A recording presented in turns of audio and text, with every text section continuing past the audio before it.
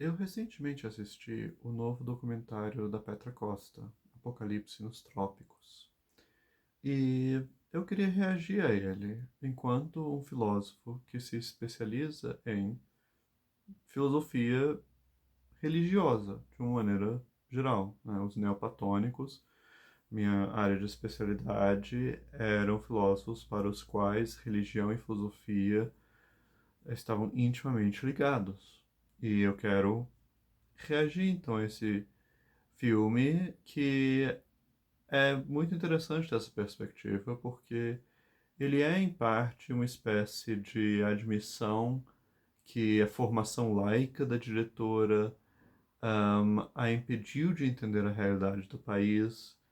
E você vê afirmações disso no filme, como quando ela escolhe incluir uma fala do presidente Lula de que ele acha que o que levou o socialismo ao fracasso foi a rejeição da religião ou a negação da religião, e que ela mesma reflete no final do filme que era uma arrogância a ideia que as pessoas deixariam de depender da religião. Então, tem uma espécie de admissão de uma falha das pessoas que a rejeição da religião a impede de compreender a realidade.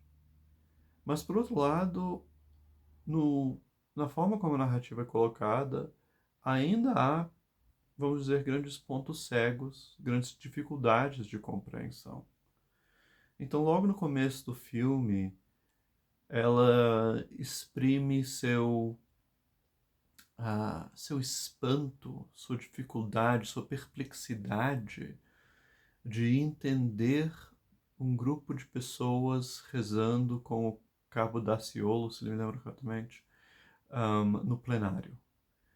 E ela exprime isso dizendo que, assim, no entender dela, quem faz as leis no Congresso é o povo, são os seres humanos e não Deus.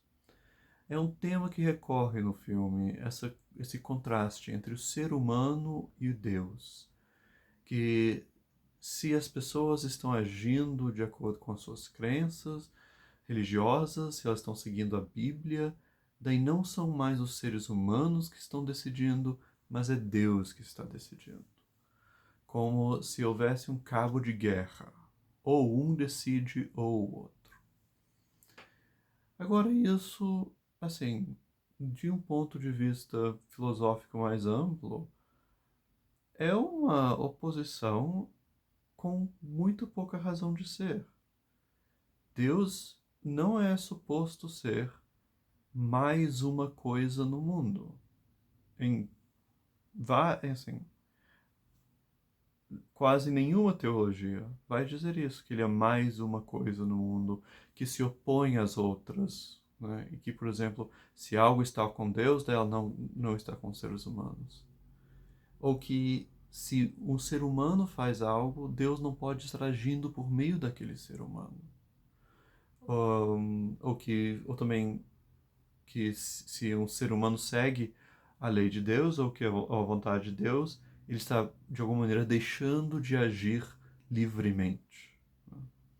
Isso não é só acontece com Deus. Nós temos exemplos corriqueiros disso na nossa vida, né? Então, por exemplo, o conhecido exemplo um, da pessoa, assim, da afirmação no altar de casamento que ela aceita ser esposo ou esposa da outra pessoa.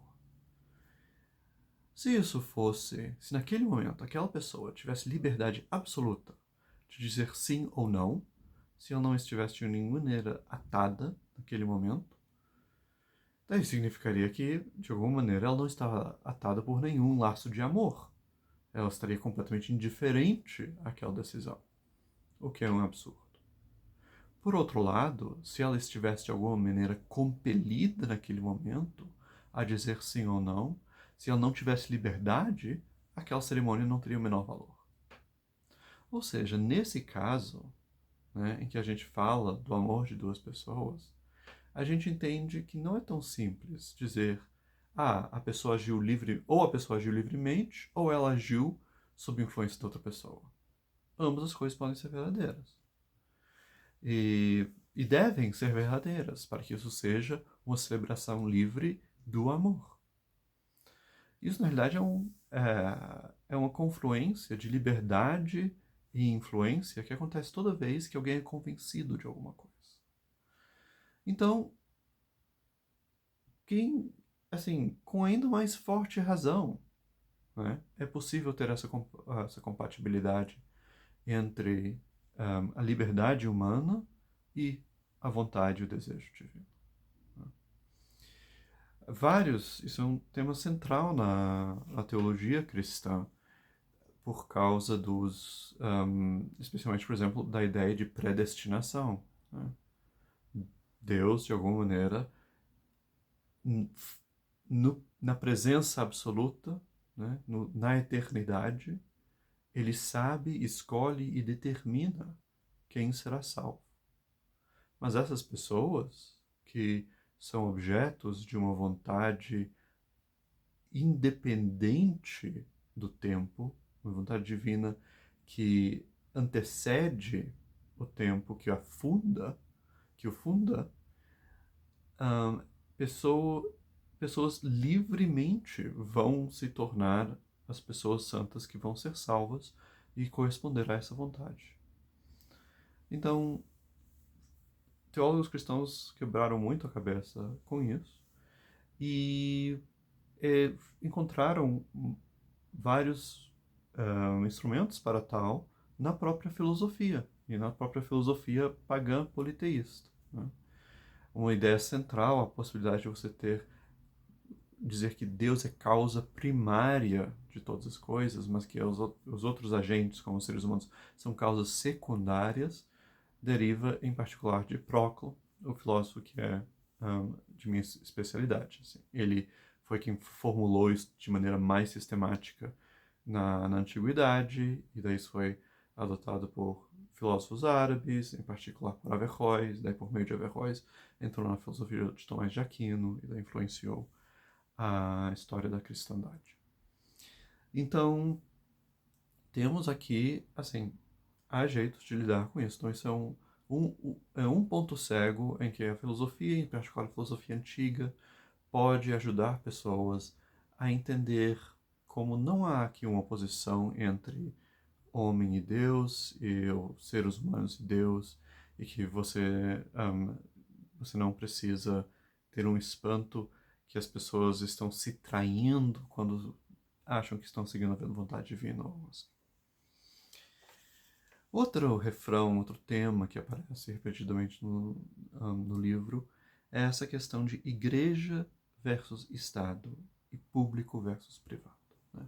A ideia é bem conhecida de que a igreja, as crenças religiosas, as crenças espirituais são coisas de âmbito privado que não devem influenciar o debate público, que não devem influenciar não só o debate público, mas as políticas públicas. Que religião é coisa de coração, enquanto que algo particular, privado, individual, enquanto que o debate público ele é algo que é alheio a isso, é algo que deve ser informado por, vamos dizer, contribuições inteiramente seculares, laicas. Agora, isso é, de certa forma, pedir que as pessoas sejam absolutamente irracionais.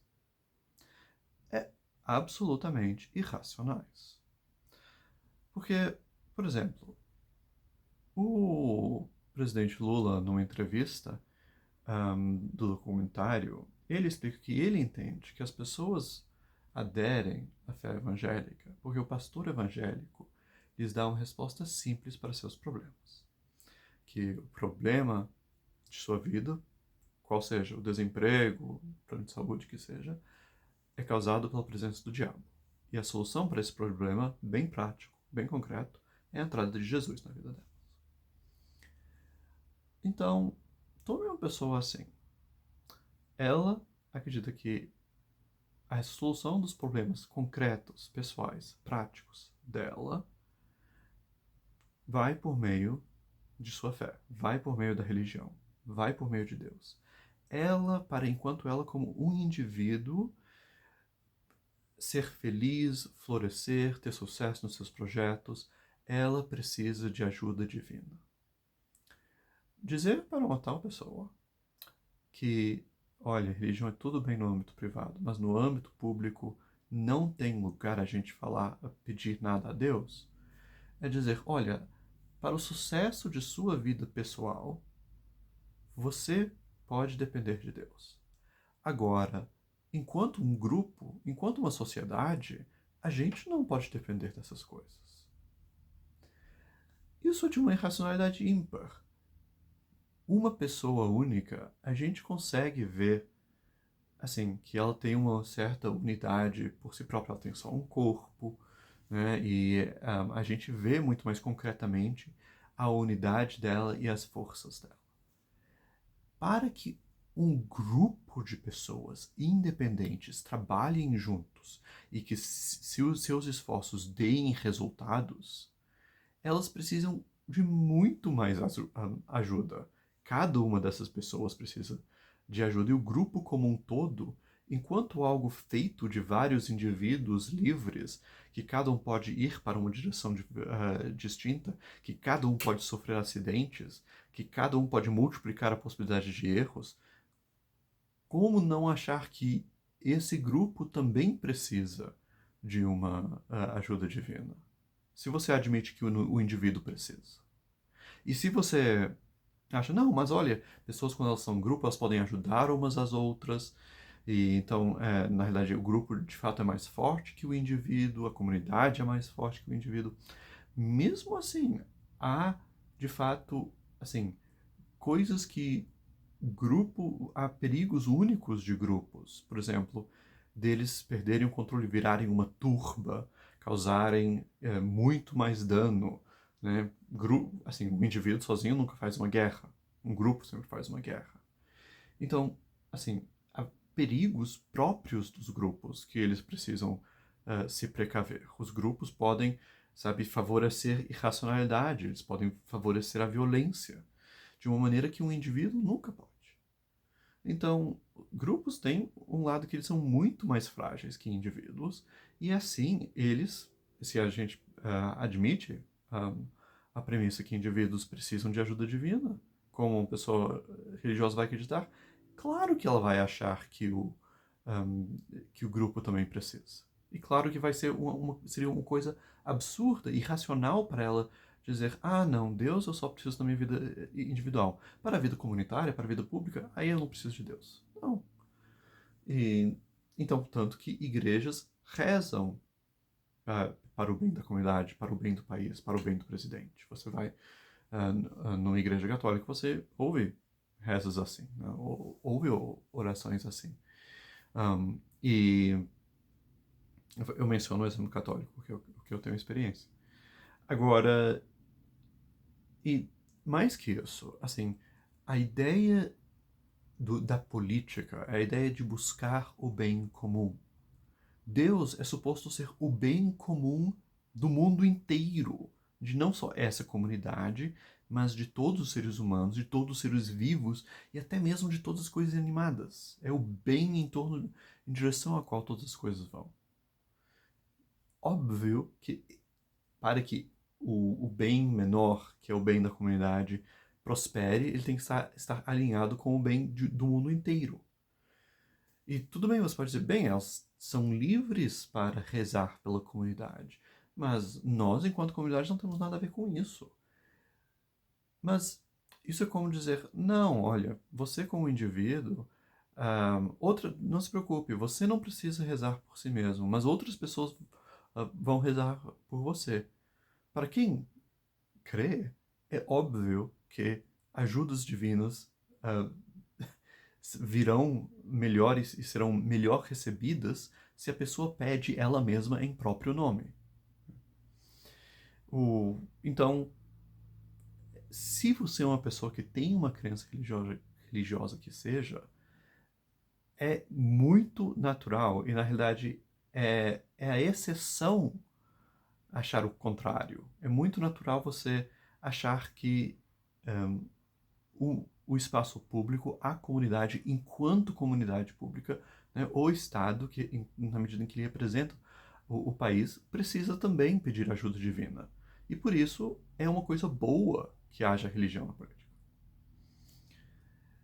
Então, assim, é uma exceção para, se você, sabe, estiver pensando consistentemente enquanto uma pessoa religiosa, que você vai dizer, ah, não, realmente, no espaço público, daí aí a religião não pode entrar.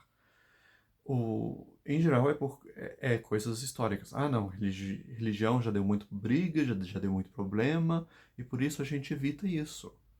Mas isso é um caso, vamos dizer, é uma contingência histórica que criou uma política temporária. Mas pensando a partir de como as coisas são mesmas, pensando a partir de geralmente o que é uma comunidade, o que é Deus, o que os deuses podem fazer para nós, o mais natural é achar que a comunidade, enquanto tal, precisa pedir ajuda. E daí você pode estar pensando, mas Antônio, então, o que você está dizendo? Você acha que assim, todo, todo o Brasil deve virar cristão e coisa? Não, longe disso, eu sou um politeísta. O meu, meu ponto é que a laicidade não é a solução. A solução não é você simplesmente ficar batendo de frente e repetir a necessidade de um Estado laico. Porque, de novo, há bons argumentos contra essa ideia de um Estado laico. E, para adicionar mais um, a própria ideia de laicidade é uma ideia com fortes paralelos nas crenças cristãs. Você até encontra, né, cristãos que escrevem com orgulho de falar que a criação de um espaço secular é obra nossa, nós derrubamos os mitos, nós tiramos Deus da natureza, tiramos Deus da sociedade, agora ninguém mais cultua o imperador por causa de nós. Nós desencantamos o mundo e trouxemos a verdadeira espiritualidade, não ligado a essas meras coisas materiais. E eles usam também o discurso da racionalidade. Né? As pessoas dizem, não, mas é razão. Eles também usam o mesmo discurso. Nós liberamos o mundo das superstições, da idolatria e tal. Assim, isso aqui, insistir na laicidade, é insistir em uma tendência cristã muito forte.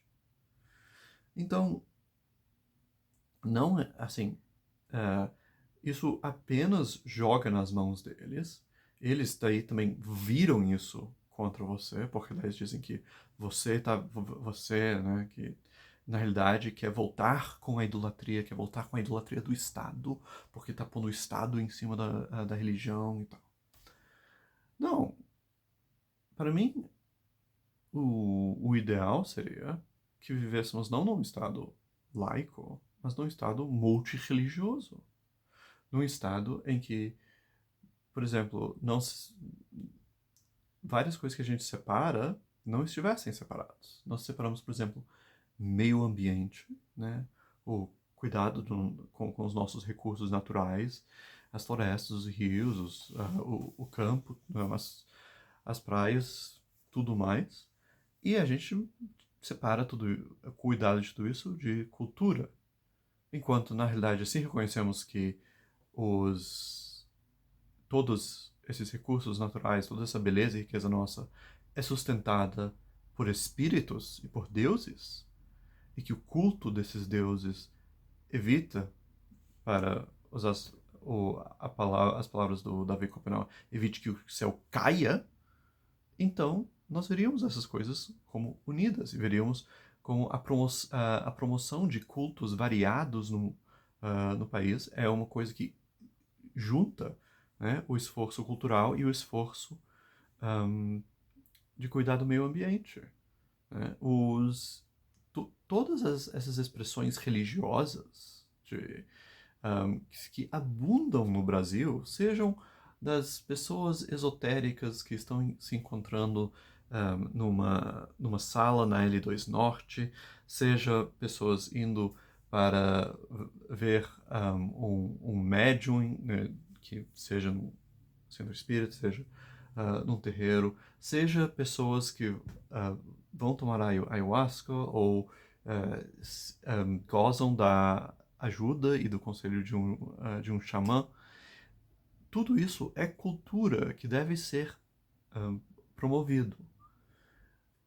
E daí talvez você pense, mas então, Antônio, mas tem problema, tem esses cristãos. Eles não aceitam que, por exemplo, o Estado financie todos esses cultos, que o Estado banque tudo isso, que haja uma verdadeira pluralidade religiosa sustentada e financiada pelo Estado. E, bem, eu acho de fato que o grande problema não é a religião, são certas religiões, são certas formas exclusivistas de cristianismo. E o cristianismo está passando por uma grande crise hoje em dia. E a, a sorte é que a esperança minha é que criemos um ambiente religioso, teológico, rico o bastante para que ele possa se reintegrar. Que nessa mudança ele acabe se reintegrando e não mais se opondo à abundância divina, não mais impondo uma escassez de dizer que o divino só se encontra nessa igreja, nessas comunidades, nesses meios humanos, mas que ele se integre na abundância divina que existe na natureza, na lógica, no pensamento e em tudo que já se manifestou aos seres humanos, todos os valores absolutos que já conhecemos e nos quais reconhecemos os deuses. Então, esses foram os pensamentos que o filme me provocou, e eu espero que realmente o debate sobre o lugar da religião na política avance muito no Brasil, porque há muita ignorância, né? Pessoas não sabem coisas básicas sobre a religião dos outros, ignoram que cada religião tem por trás uma riqueza de pensamento única e ficam tratando uns aos outros como idiotas, enquanto as questões são bem mais complicadas, mas também bem mais promissoras que isso.